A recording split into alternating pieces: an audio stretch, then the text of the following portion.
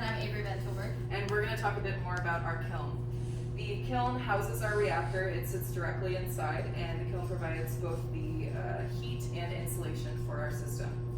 It is made by hand by K23 soft fire brick, which means that it can reach up to 2300 degrees Fahrenheit, which is much higher than we need it to go.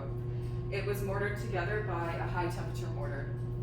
Inside of our kiln, we have our heating coil, which provides the heat, and it's held together by a frame and covered by a lid, which Avery will talk a bit more about.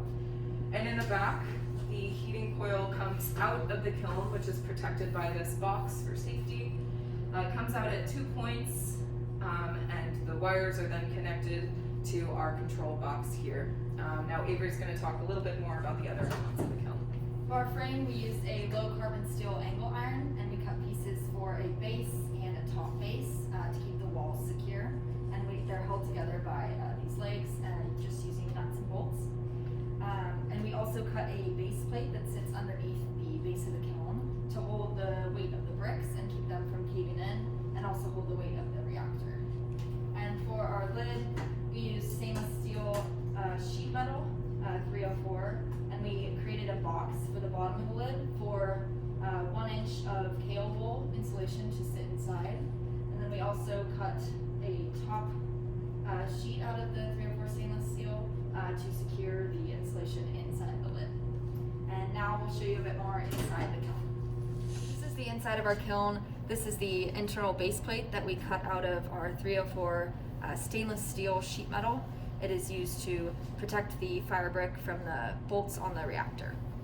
As you can see, there are channels that have been routed by hand into the fire brick on a router table. The heating coil sits just within those channels, and it's far enough in that the reactor will not touch the heating coil when it is put inside of the kiln. The heating coil is held in by pins, U-shaped pins that we made using the same wire that the coil was made out of. And Kieran will talk a bit about how the heating coil was made. So the heating coil just looks like a long spring. It's made out of 16 gauge Canthal wire, which has a set resistance of about 1/3 of an ohm per foot. So by deciding how much current we wanted this kiln to be able to draw from the wall, we were able to calculate the necessary length of the heating coil to put inside our kiln. The heating coil is made using this wooden jig.